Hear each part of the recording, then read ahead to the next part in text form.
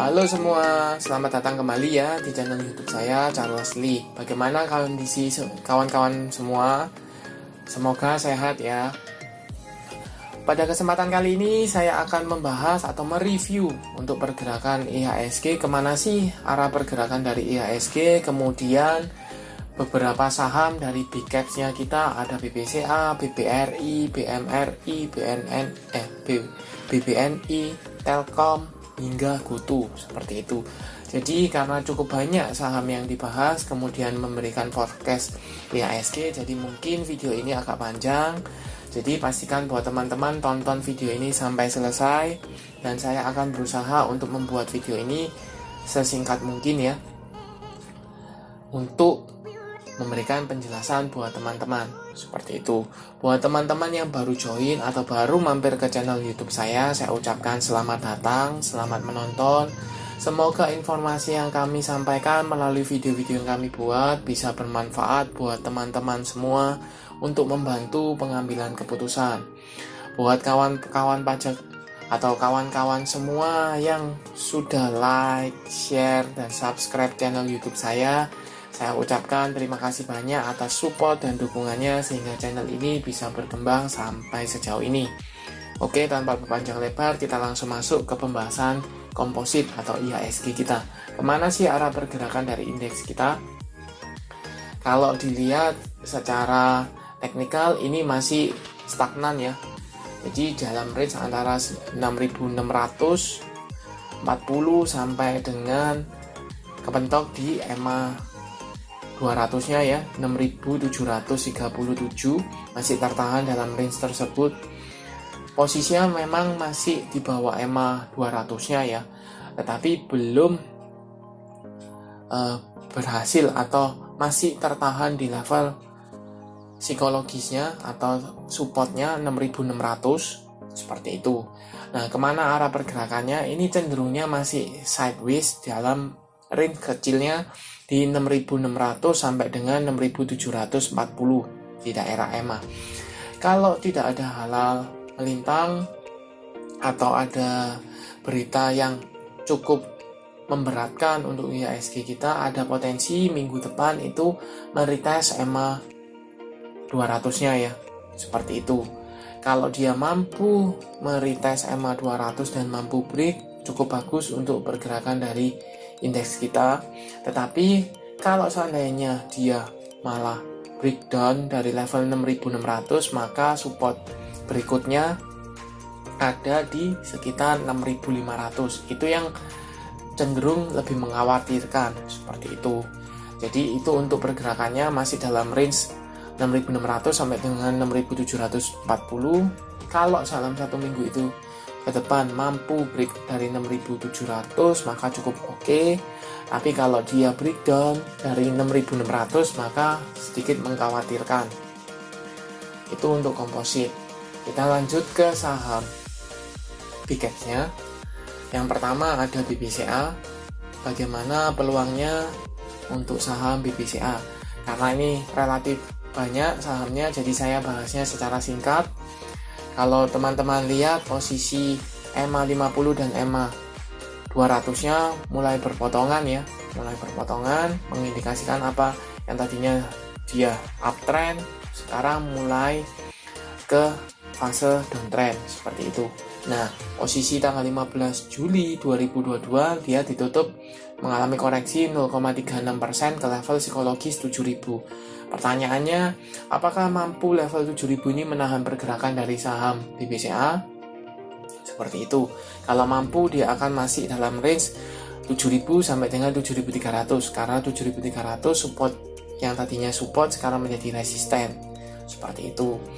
Untuk garis MACD jelas mengarah ke bawah, mengindikasikan dorongan jualnya ada. Seperti itu. Kita coba cek broker summary-nya. Dari tanggal 11 sampai dengan tanggal 15 ini jelas distribusi ya oleh YU, Kaset, ZP, BK, dan BX, seperti itu. Nah, buat teman-teman yang masuk ke saham-saham big cap karena foreign, saya akan bantu cekkan foreign-nya. Apakah foreign ini akumulasi atau distribusi?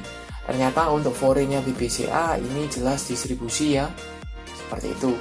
Jadi masih ada potensi mengalami tekanan. Pertanyaannya, apakah level 7000 ini mampu menahan pergerakan dari saham BBCA? Kita tinggal tunggu. Kalau dia mampu, maka cukup bagus, cukup oke. Tapi kalau dia gagal, maka dia ada potensi untuk meretest ke level 6700 di support berikutnya, seperti itu. Jadi buat teman-teman yang mau entry, apa yang dilakukan? Teman-teman wait and see dulu ya untuk BBCA. Tunggu apakah level 7000-nya mampu menahan. Kalau tidak, teman-teman bisa entry di bawah atau tunggu di bawah. Seperti itu. Kita lanjut ke saham kedua, ada BBRI atau Bank Rakyat Indonesia, TBK. Untuk posisi BRI tanggal 15 Juli 2022 mengalami kenaikan 1,23% ke level 4110.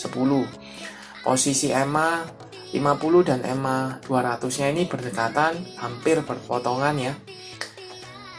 Seperti itu. Untuk volume, kenaikan hari ini volumenya relatif kecil ya. Volumenya relatif kecil. Kemudian garis MACD ini cenderungnya masih sideways. Seperti itu. Kita coba cek broker summary-nya dari saham BBRI. BBRI, kita lihat all dulu ya. Jelas di sini distribusi masif oleh BK, CS, YU, AK, dan DX. Nah, kalau teman-teman masuk karena foreign, saya coba cekkan foreign-nya juga.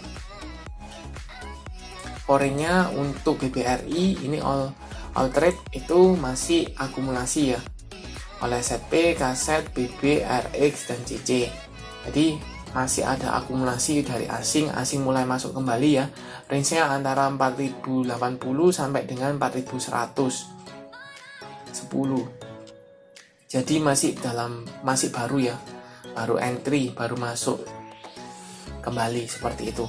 Kalau seandainya saham BBRI ini foreign-nya masih masuk, masih ada kemungkinan untuk saham BBRI ini meretest ke support 4000, resistennya ya, yang sebelumnya support sekarang menjadi resisten 4300 sampai dengan 4200, area di sini seperti itu. Itu untuk saham BBRI. Dibanding BBCA, foreign-nya BBCA masih distribusi, sedangkan BBRI mulai masuk kembali. Kita lanjut ke saham ketiga, BPNI atau Bank Negara Indonesia TBK. Kalau dilihat secara posisi EMA ya, ini sudah berada di bawah EMA 200 di level 7575, sedangkan EMA 50-nya ada di 8100, posisinya EMA 50 sudah mengarah ke bawah. Ada potensi saham BPNI ini EMA-nya berpotongan ya. Kalau berpotongan dia confirm downtrend. Ini sebenarnya sudah downtrend ya, sudah patah trend dari uptrend, sekarang cenderungnya masih downtrend, sudah downtrend ya, seperti itu. Untuk volume harian konfirmasi dia turun, ada volume juga. Kemudian garis MACD jelas mengarah ke bawah, mengindikasikan tekanan jualnya masih cukup tinggi. Kita coba cek broker summary-nya dari BPNI.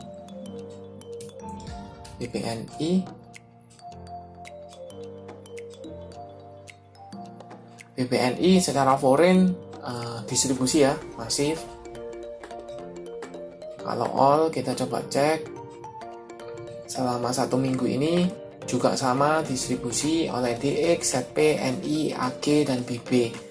Jadi BPNI sama dengan BBCA didistribusikan, kemudian dia sudah patah tren dari EMA 200-nya, seperti itu. Nah, mungkin teman-teman bisa cermati, kalau seandainya saham BPNI ini masih tertahan di level 7000 itu cukup oke ya, karena support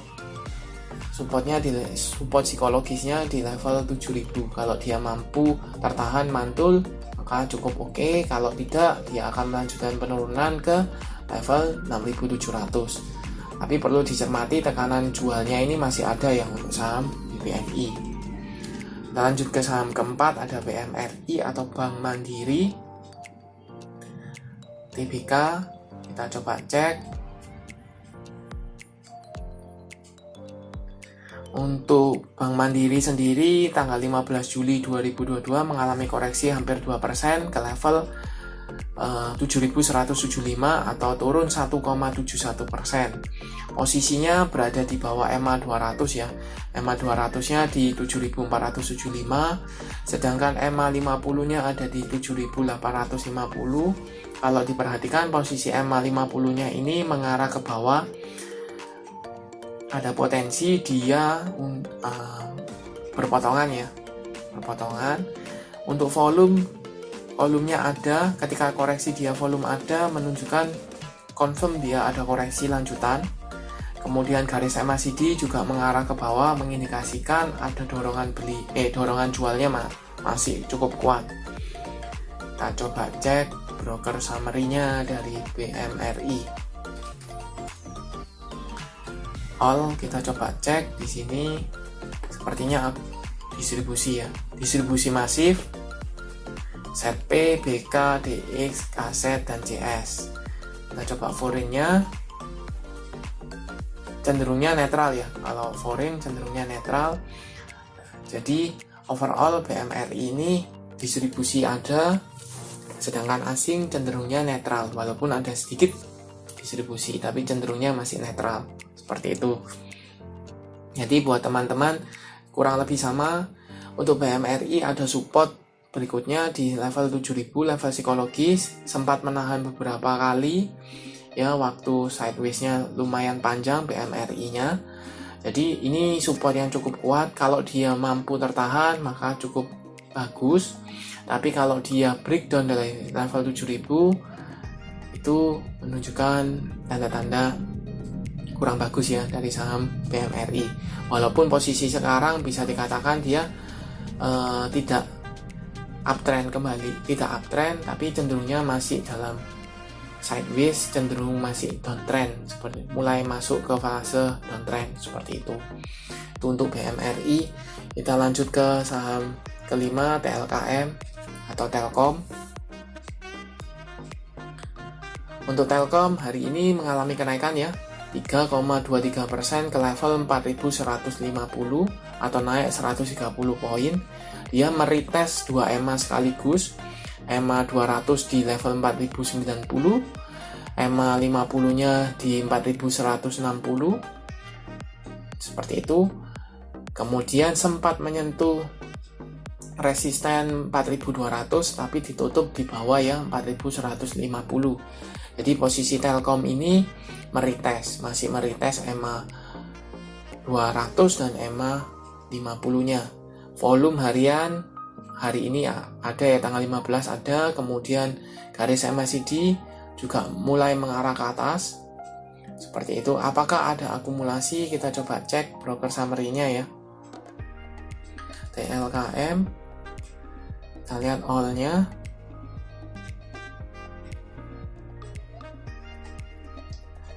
Untuk all ini jelas ada akumulasi ya. LKM ada akumulasi oleh ZP, BK, KZ, AK, dan RX. Harga rata-rata 4060. Paling murah 4020 ya. Kita asumsikan di 4060. 4060 sudah floating profit ya. Seperti itu. Nah, buat teman-teman yang belum punya bagaimana? Buat teman-teman yang belum punya bisa buy on breakout ketika dia mampu break dari level 4.200. Kenapa? Dia confirm break dari 2 EMA sekaligus dan resistennya seperti itu.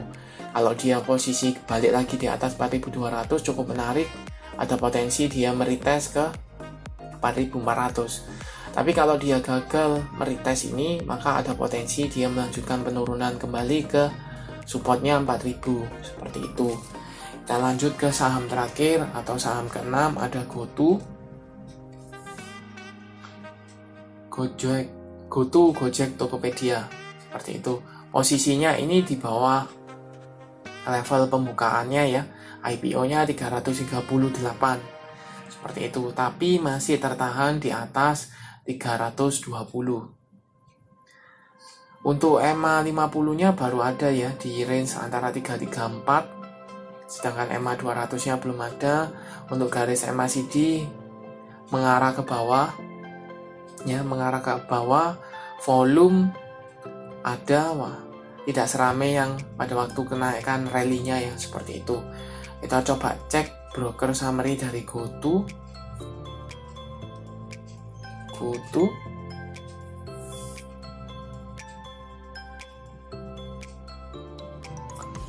Untuk GoTo kita cek distribusi masif ya, oleh CC, AK, CS, YU, LG, seperti itu. Apakah foreign juga keluar? Kita coba cek. Ya, foreignnya distribusi seperti itu. Jadi overall bagaimana untuk saham-saham big caps-nya? Saham-saham big cap cenderungnya distribusi, kecuali BMRI ya, ada akumulasi dari asing mulai masuk kembali seperti itu. Tapi overall dan Telkom ya ada akumulasi, sedangkan sisanya seperti BPCA, BBNI, BMRI, kemudian GoTo itu ada distribusi. Cenderungnya agak berat untuk IHSG kita mengalami kenaikan, karena kenapa?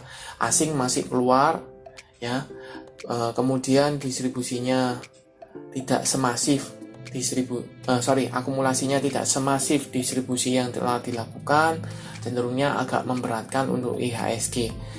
Seperti itu. Cenderungnya menurut saya IHSG masih dalam range sideways-nya ya, 6.600 6.740 seperti itu.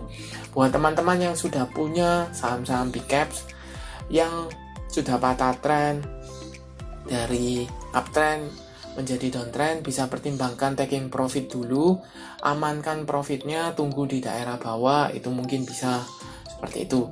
Tapi kalau teman-teman tidak mau, teman-teman mau tambah muatan, teman-teman bisa pertimbangkan di support kuatnya seperti itu. Dan sistemnya, mekanismenya pakai sistem merah piramid, jadi semakin turun teman-teman masuknya lebih banyak. Jadi jangan langsung masuk dengan porsi banyak ketika dia berada di support seperti itu. Oke, sekian untuk pembahasan dari IHSG dan beberapa saham big caps. Lumayan panjang, tapi semoga teman-teman bisa pahami bagaimana prospeknya. Saya juga berusaha sesingkat mungkin, sejelas mungkin buat membantu teman-teman semua. Terima kasih sudah menonton sampai akhir. Jangan lupa like, share, dan subscribe channel YouTube saya. Dan nantikan analisa saham berikutnya.